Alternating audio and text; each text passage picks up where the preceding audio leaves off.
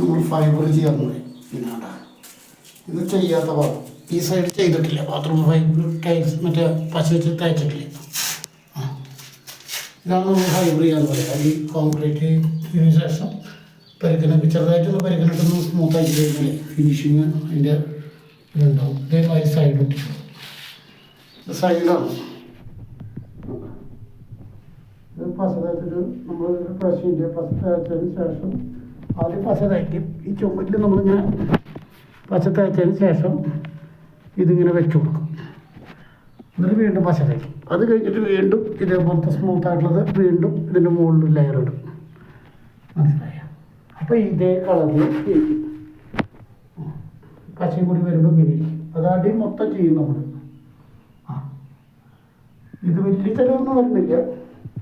പക്ഷെ ചെയ്താൽ നമുക്ക് ലീക്കൊന്നും ഉണ്ടാവില്ല. ഒരു 10-20 കൊല്ലമായിട്ട് നമ്മൾ ചെയ്തുകൊണ്ടിരിക്കുന്ന ബാത്റൂമിനൊന്നും ഒരു കംപ്ലൈൻറ്റും ഇല്ല. ലീക്കുള്ള ബാത്റൂമുകളും നമ്മൾ ചെയ്യാറുണ്ട്, ഒട്ടിക്കാറുണ്ട്. ഞാൻ ഫൈബർ ചെയ്യാമെന്ന് പറയാം. കുഴപ്പമൊന്നുമില്ല, ലീക്കൊന്നും വരില്ല. 100% ഗ്യാരണ്ടിയാണ്. 100%. അത്രയ്ക്കും ബോട്ടൊക്കെ ഉണ്ടാക്കുന്ന സാധനം കൊണ്ടാണ് നമ്മൾ ചെയ്യുന്നത്. പിന്നെ അടി ചെയ്തിട്ടില്ല.